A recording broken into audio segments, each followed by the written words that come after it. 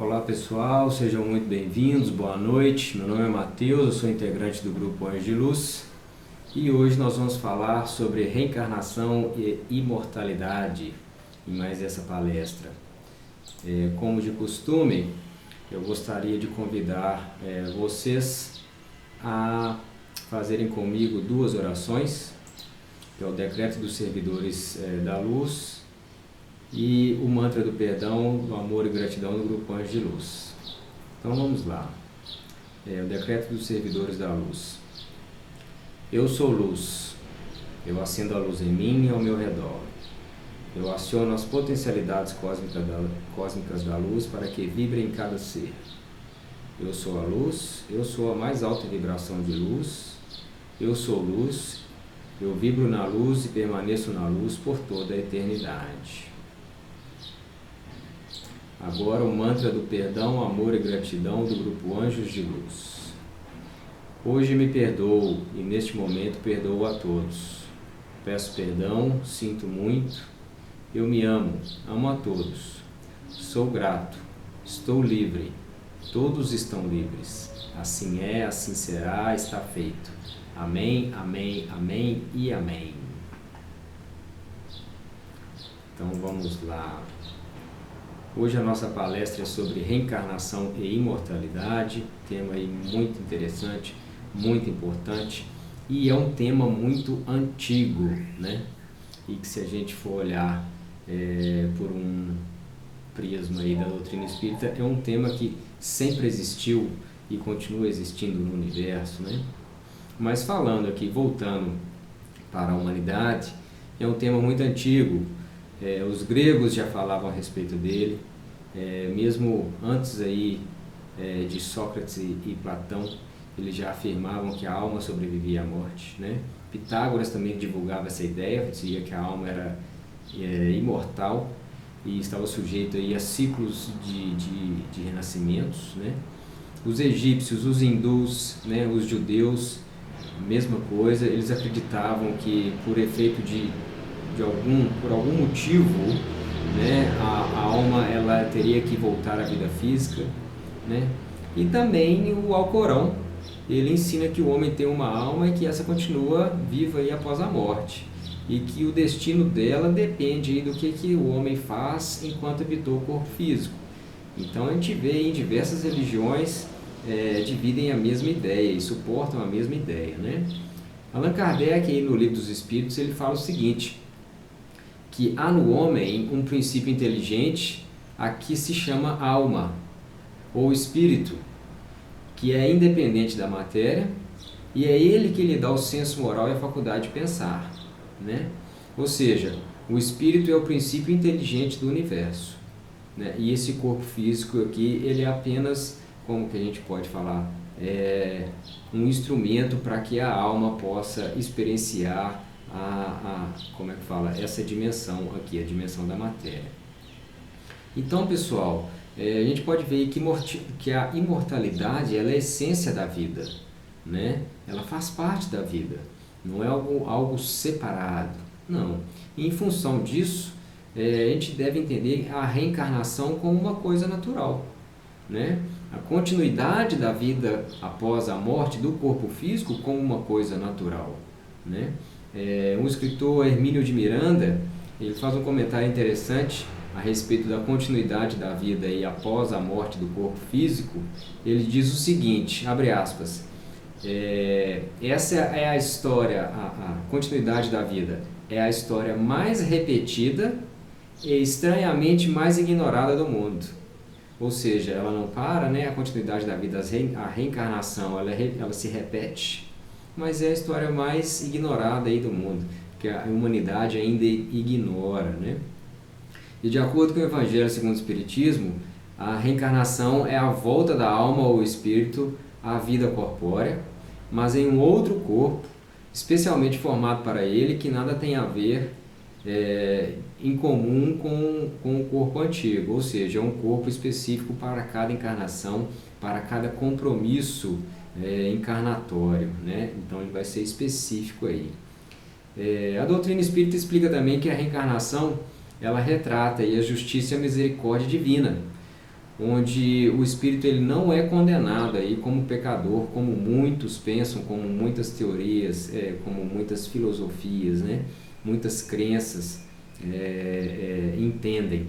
Pelo contrário, é dada a ele a possibilidade de rever as atitudes dele e ações que prejudicaram outra pessoa ou até mesmo ele próprio, né? E que foram cometidas em função da ignorância e também da incapacidade de avaliar as consequências, né?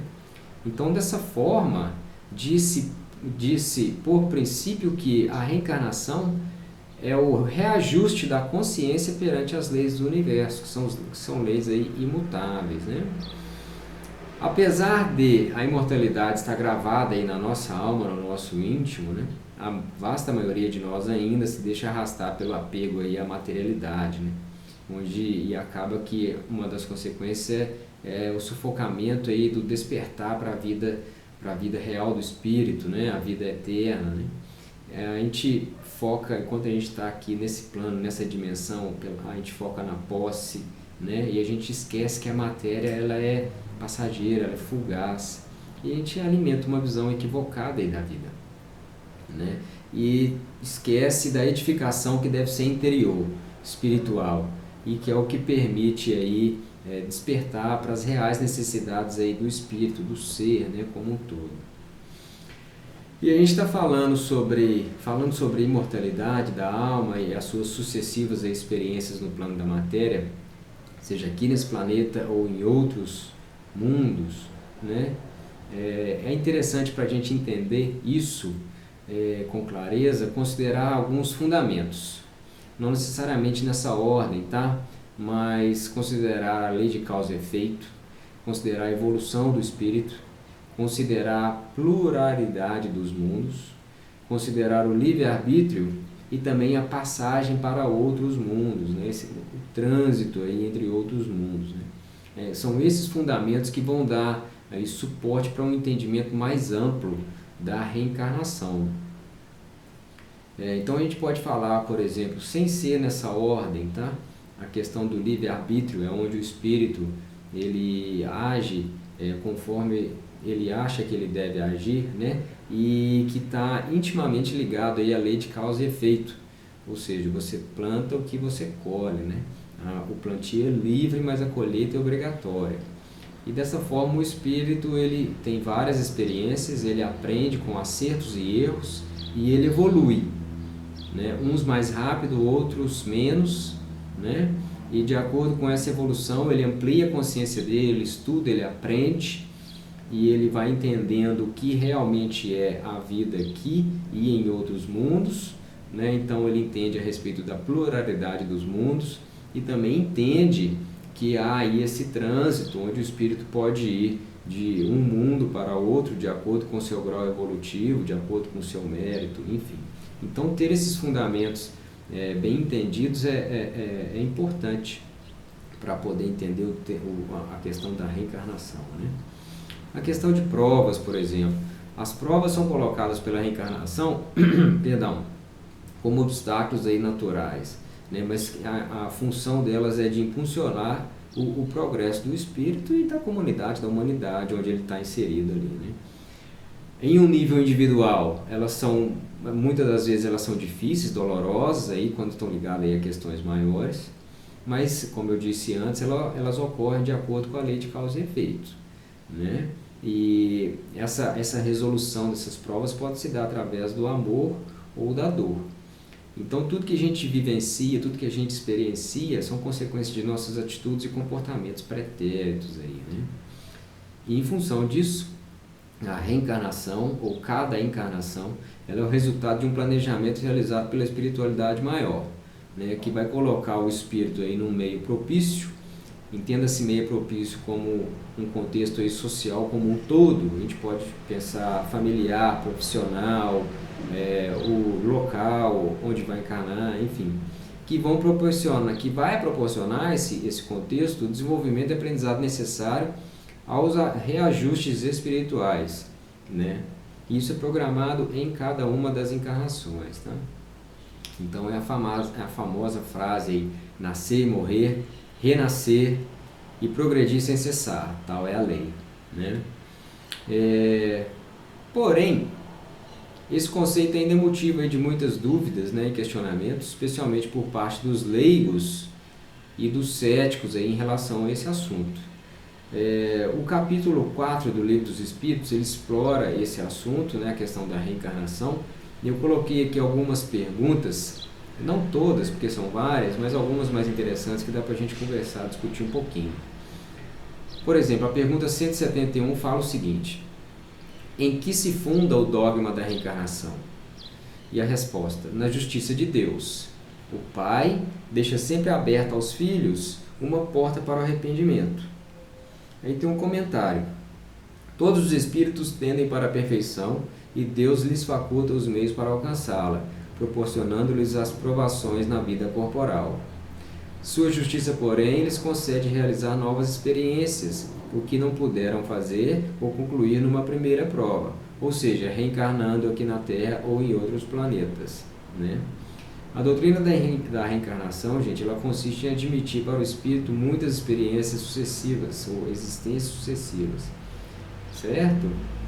Ela é a única que corresponde à ideia que formamos da justiça de Deus para com os homens que se acham em condição moral inferior, né? É a única aí que explica o futuro e firma e nos dá a esperança de poder fazer diferente, né? E oferece os meios para que a gente possa fazer diferente, para que nós possamos nos reajustar de acordo aí com a lei natural, as leis divinas, né? A razão nos mostra e os espíritos nos ensinam essas leis, né? A pergunta 67, ela fala o seguinte: qual o fim objetivado com a reencarnação? Qual o objetivo dela? E a resposta é simples: o melhoramento progressivo da humanidade, né? E a pergunta 170, ela já pergunta o que fica sendo o espírito então depois da sua última encarnação? E a resposta diz que ele é um espírito bem-aventurado, ou seja, um espírito puro. E na 177, para chegar à perfeição e à suprema felicidade, destino final de todos os homens, tem o espírito que passar pela fieira de todos os mundos existentes no universo? E a resposta diz que não, visto que muitos são os mundos correspondentes a cada grau da respectiva escala do espírito, e o espírito, saindo de um deles, nenhuma coisa nova aprenderia nos mundos do mesmo grau, ou seja, há vários mundos em um mesmo grau evolutivo. Então, não que ele tem que passar por todos, né? Caso ele progredindo, ele vai aí para um mundo que está em consonância aí com o grau evolutivo dele. Pergunta 180 questiona o seguinte: passando deste planeta para outro, conserva o espírito a inteligência que aqui tinha? E a resposta diz que sim, sem dúvida. A inteligência não se perde. Porém, acontece que ele não dispõe dos mesmos meios para manifestá-la em um outro planeta, né? Dependendo da sua superioridade, das condições que do corpo que tomar. Ou seja, se um espírito bastante evoluído, bastante inteligente, com muito conhecimento, ele por algum motivo, por uma missão que ele assuma, que ele aceite, encarne em um mundo menos evoluído, de repente aquele corpo que ele vai utilizar ali não vai ter a estrutura para que ele possa usar a sua inteligência, o seu conhecimento como um todo. Isso pode acontecer, né? Então, a gente pode dizer que o número de vezes que o espírito encarna, ele vai depender do seu progresso. Quanto mais rápido ele progride, menor, teoricamente, vai ser o número de encarnações que ele terá que passar, né? Ele pode encarnar em um mundo, o espírito pode encarnar em um mundo inferior àquele que ele já viveu, quando em missão, por exemplo, quando ele assume um compromisso específico, né? Então, a gente sabe também que as diversas existências corporais, elas se dão em mais de um planeta, né? O espírito, ele vai permanecer em um mesmo planeta enquanto isso ele não tivesse adiantado o suficiente para ir para um planeta mais evoluído. Ou seja, ele vai encarnar diversas vezes ali no mesmo globo, né? E também é possível que ele vá ao planeta e depois retorne, vá para um outro planeta e depois retorne àquele que ele estava. quando ele assume um compromisso ou algo do tipo, né? O Emmanuel, ele esclarece o seguinte a respeito aí da reencarnação. A vida não é um privilégio da Terra, mas sim a manifestação do Criador em todos os recantos do universo, ou seja, há muitos mundos aí habitados, né, em diferentes dimensões e dimensões similares às da Terra também. Nós viveremos eternamente através do infinito, e o conhecimento da imortalidade expõe os nossos deveres de solidariedade para com todos os seres em nosso caminho. Por essa razão, a doutrina espírita é uma síntese gloriosa de fraternidade e de amor. O seu grande objeto é esclarecer a inteligência humana, ou seja, ampliar o conhecimento da humanidade, fazer com que a humanidade olhe com outros olhos, né? Não fique só nessa dimensão, acreditando que é só aqui que existe vida, e olhe e entenda a vida como um aspecto muito mais amplo, né? Ou seja, é importante a gente ter a consciência de que somos seres imortais, a vida continua após a morte do corpo físico, né? E existem planos existenciais nos quais o espírito continua a sua jornada evolutiva, na Terra ou fora dela, né? Seja encarnado ou ainda na erraticidade, como é muito comum, né? Isso implica aí o conhecimento e discernimento espiritual, ou seja, é necessário aí que a gente estude para poder ampliar a nossa consciência, né? Eu gostaria de encerrar aqui com um texto que diz o seguinte: a límpida compreensão da imortalidade do espírito, segundo o Espiritismo, ainda que se revele lógica e racional, e mais de acordo com a bondade e misericórdia divinas, está revestida de muita simplicidade, daí nem sempre ser aceita. Isso acontece porque a criatura humana prefere, em geral, se manter prisioneira a certos pontos de vista, possivelmente oriundos de teorias filosóficas e ou religiosas, que não analisam a questão mais profundamente. A persistência de tais posições pode resultar em desagregação social, sempre geradora de sofrimento, semelhante aos encontrados na sociedade moderna. É nesse sentido que mostramos a importância da ampliação do conhecimento e da consciência. Ele nos facilita a experiência aqui no plano da matéria. Então é nesse sentido que o Grupo Anjos de Luz trabalha, né? E todas as outras organizações espiritualistas trabalham também, para poder jogar luz aí ao conhecimento, né? E facilitar a nossa existência aqui na Terra. Certo? Pessoal, essa era a mensagem que a gente tem para passar para vocês hoje, né? Gostaria de agradecer. O Grupo Anjos de Luz, ele agradece a presença, a participação e a contribuição de cada um de vocês durante todo o ano de 2020, né? E desejamos a todos um Feliz Natal e que o ano de 2021 seja alegre, próspero e que possamos aí nos ver em breve, certo? Em janeiro o grupo continua aí com a programação online, então fiquem ligados aí que será divulgado aí nas redes sociais do grupo, certo?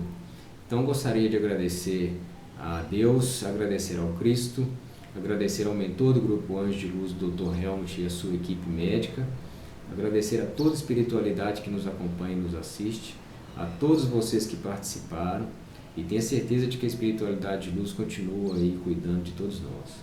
Um forte e carinhoso abraço e um Feliz Natal e um próspero Ano Novo. E damos por encerrado aí o nosso trabalho de hoje. Luz, paz e bem.